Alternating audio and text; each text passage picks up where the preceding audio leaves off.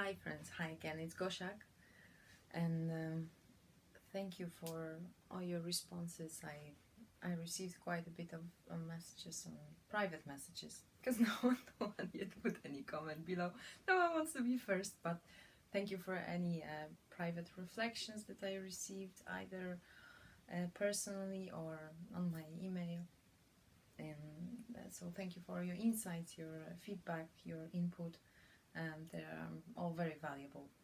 Obviously I do it for a first time, and since I don't have any experience in public speaking, in that, for that matter, I don't know everything, so I will really gladly hear what you are to suggest, because I don't do it for myself, and believe me, it's not in my character.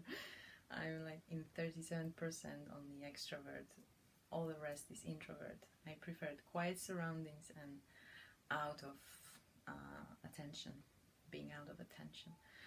But I really feel, as I mentioned in the previous video, I really feel that I should do that for some reason. That's why I will continue until I find that there is nothing else I can say, I can do, and I hope, as I say, it will just open door for both end of this channel, you, me, to learn, to gain something. So yeah, one of the people I was talking to past week was one of my friends, and you know who you are. I did not ask you whether I want to tell your name, so you will know. And thank you very much for our chat, and that you open up as a result of this video on our private chat, because you gave me a lot of inspiration to make this particular video.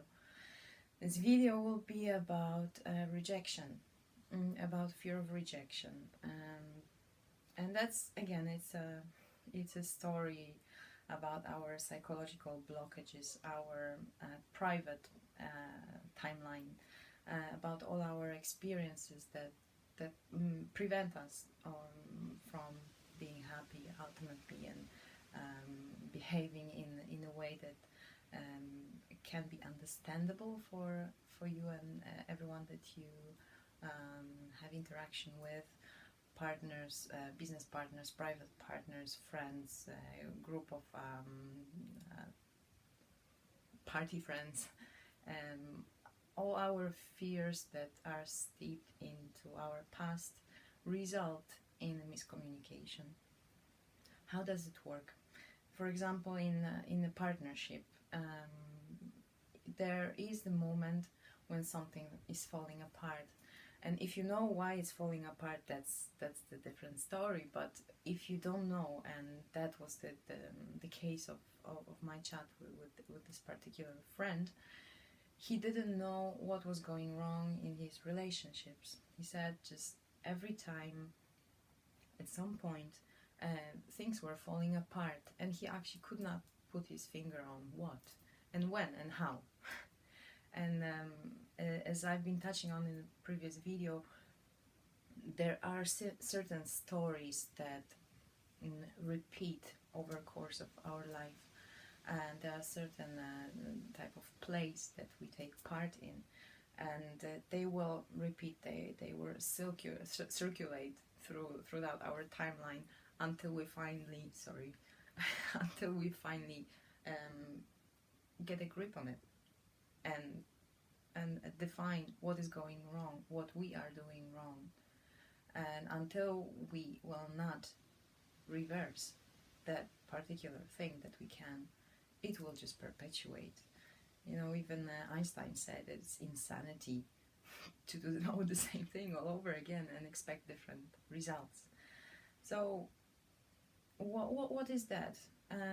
Life goes on, you behave as usual, and as usual, it's just bigger or small cup, and that you don't know where is the back, where is the front, and of course you would like to change it, but it's not necessarily always possible immediately. And what can we do? Of course, obvious answer is why not to check up on a therapist. It's really since I started counseling and psychotherapy studies, I really don't understand. Previously I did understand, but now I don't understand the stigma behind the therapy nowadays. Really, there are so many different reasons for us to not work into our best capacity. So why not look for the reasons for that throughout the therapy? Of course, you don't want friends or family know that, and you don't need to share it. But why not to just find someone that you trust and talk over it? Really, it's not a bad idea. But if you're not ready for that step, what can you do? First of all, stop panicking. Second of all, stop blaming yourself for a while. Just sit down, be honest with yourself. Be honest, breathe deeply. If you meditate, meditate. If you pray, just pray. Go to nature and just think about it without blaming, without victimizing yourself or someone else, and just as if you were talking to someone with a problem. So you're asking that someone you. So where did you find the moment that you realized that something was wrong? Either you did something wrong or you perceived something wrong in other person. And just to try to look for that moment. And then if it helps you, if you are a visual person, sit in front of the paper and try to draw or write the timeline, chronology, what happened, what this particular event was a result of or a consequence of. Try to verify the cause and effect dependency in here, and if not, just try to draw the actors. She said that and then I reacted this, or I felt that because I thought that she's thinking that. And if you do it as simple as possibly can, because you don't need to psychoanalyze yourself at that moment. All you need to do is just verify truthfully, honestly with yourself what just happened. It will be difficult because we are not used to thinking in that way. We used to defend ourselves, either our honor, our dignity.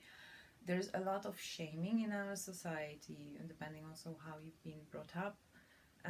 Shame was always a tool for adjusting your behavior. So the natural reaction for certain difficulty for you will be defending from feeling shame, feeling guilt, feeling inadequacy, feeling fear. And because many times this type of reactions are the just basic quick reaction on fear. So in that particular moment, you might realize that you just feel the fear of rejection. That's why you acted in a certain way. So what is the fear of rejection? It is very, very tricky mechanism, because it makes you not want to admit to that, first of all, because you don't want to reject yourself either. Like, what? Am I a weak person? No, I'm not. I'm not fearing anything. No one can reject me. And the more you defend that, the more it is should be signal for you. Yes, there is something there that I want to defend. So why we feel the fear of rejection? There's always a reason for that, and it doesn't matter how well or ill we've been brought up by our parents, by our family, by our immediate significant. There's always room for hurt. And even in psychology, there is also defined moments for children to feel abandoned. And it doesn't necessarily mean that they were abandoned, but they were, for example, left for a few days with grandparents, or mom fell ill and she had to leave daughter or son only with a father. And of course children cannot comprehend what just happened, and they cannot comprehend the scale of the events around them at a certain age, so they feel abandoned.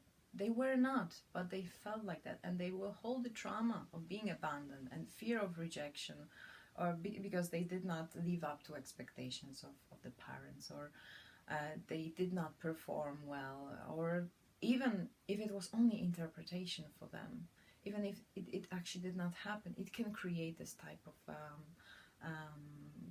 a feeling. And it's called in psychology, psychotherapy, trauma. It can be bigger, smaller, but it's something that creates resistance in you, and something that is being revealed in the future situations as mechanism preventing this to happen again. And that's why we sometimes in our adult life we might live the same story again, not knowing why I react like that. That's why sometimes pen and paper can help identify what is it that I'm doing.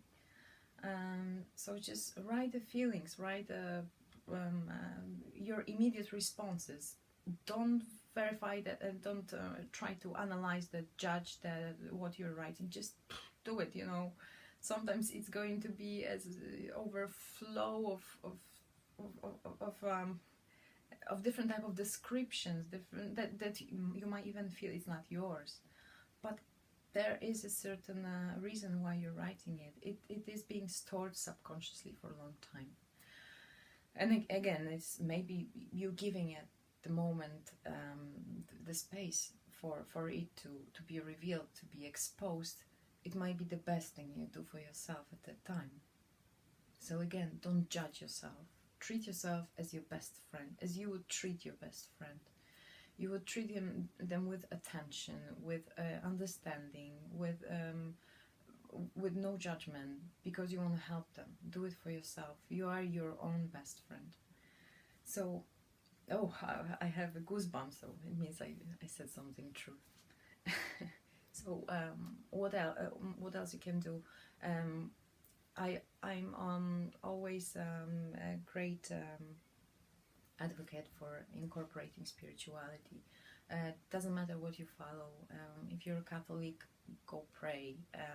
Do some meditation. If you meditate, that will purify the immediate, as it's called in Buddha, disturbing emotions. Something that clouds your vision at that moment. Something that does not allow you to express your full potential.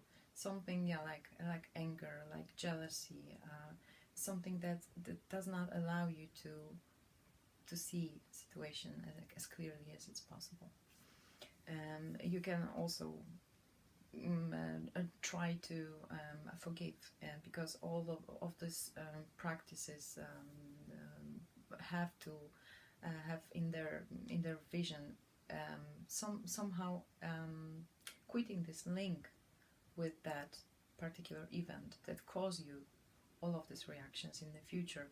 So the way to break this link is to forgive, and of course easier said than done.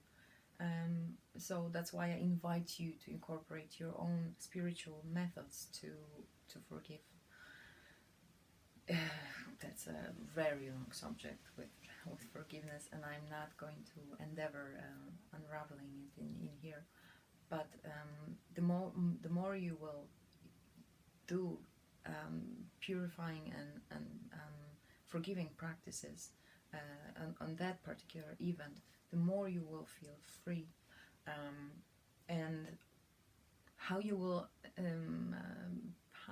notice that this link is being broken. Of course, on a practical level, less of the situations will appear. You have not this immediate reaction of instinct of reacting to them in that old way. Other result will be you will have more courage. You'll have more courage to feel that you don't need to be accepted all the time.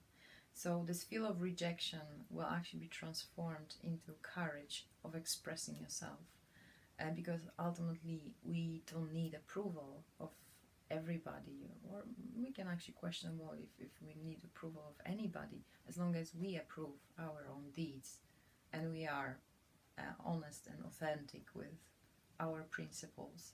We don't need anyone else to tell us whether we've done well. So this courage will be another result of that transformation. And I also invite you to, throughout this process, to invest in yourself, doing things that make you happy, that make you feel closer to yourself, to your natural talents, ways of expressing yourself.